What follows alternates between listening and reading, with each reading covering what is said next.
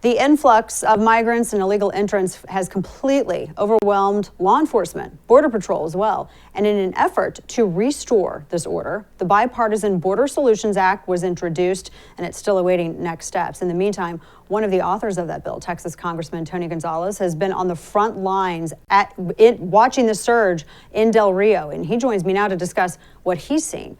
Thank you so much for being here, Congressman. Really appreciate your time on this, because now finally, it seems like it's too little too late, but the nation's eyes are finally on the southern border and watching what Border Patrol and what communities there have been putting up with, really honestly for years, but especially so in the past 6 months. What have you seen down there? I mean, because I hear that we hear phrases like irregular migration, which sounds like a digestive issue and not so much, like a problem at the border.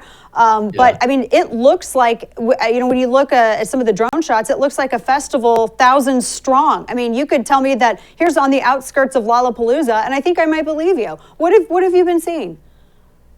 Yeah, Dana. No, thanks for having me on. I represent 42% of the southern border. Del Rio is in my district. I'm literally on the border every single week. And I can tell you this week has been tough for many of us. It's as bad as I've ever seen it. I visited Del Rio late last week. And when I walked through that camp, the odor, it's just heartbreaking. Small children running around. You've got a lot of single family adults. The faces of the agents are just tired. They're just worn out. And after I got done with that visit, I looked over at the Border Patrol Sector Chief Garcia, and I told him, I was like, man, I just feel sad. And it's hard to put into emotions, but it's just a terrible situation all the way around. We saw this coming a mile away. The Bipartisan Border Solutions Act that you brought up, we dropped that piece of legislation back in April. And just now, the administration is starting to do some of the things that we called for in that piece of legislation, like adding more ICE agents to the equation. But more has to be done. Yeah, and one of the things that we're hearing as well, because there's such an overflow, normally when people are illegally entering, and at least in the past decade, more often than not, and particularly if there's a Democrat who's in the White House, the policy's been, okay, we'll just give them a date, they'll go see an immigration judge, and then release them into the interior, and then they'll come back and maybe have that court date, which usually they don't. But one of the things that I was hearing is from Bill Melugin, who's been down there, as you know, was that it's not so much a court date, but just a request to appear, which takes, as opposed to an hour to fill that out, it's like 20 minutes. So really, most of these people, especially those who are wanting to file and receive asylum, they're actually not going to really be able to go in front of a judge and make that case and see if that's going to be granted, correct?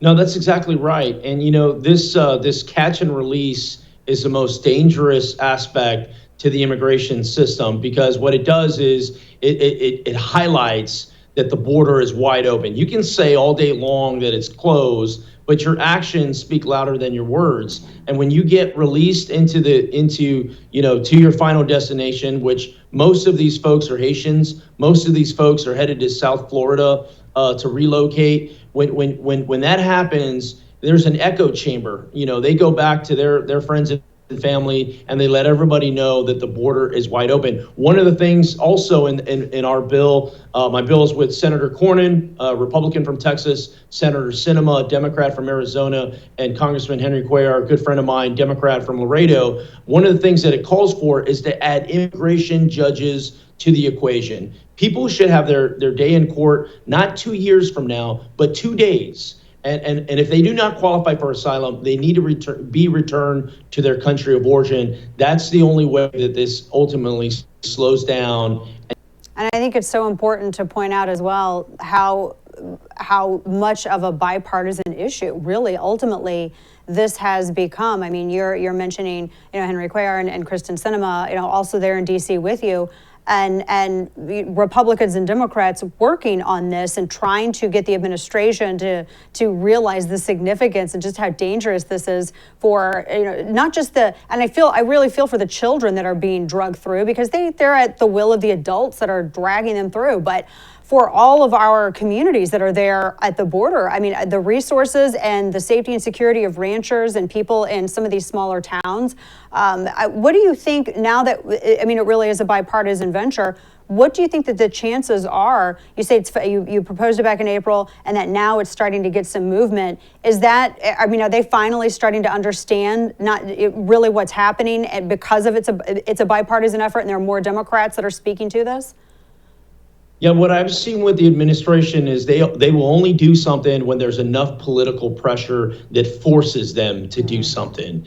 And in this case, there is so much pressure on what's happening in Del Rio. They're forced to act. That's why they added so many ICE agents to the equation. Another part of the bill that we have, the Bipartisan Border Solutions Act, is to track these minors that have been in custody, because the last thing that we want, that anyone should want, is any harm coming to children, innocent children, regardless of their legal status. And what we've seen just in the past few days is we've seen 33 allegations of sexual conduct in these HHS facilities, these DHS overall overseeing these migrant facilities. That is a problem. That is something that needs to be investigated and looked at. This bill tackles that. It also tackles that what happens to these children once they're released. What I don't want to see happen is a generation of children that are forgotten because ultimately they're innocent. That makes it a bipartisan issue.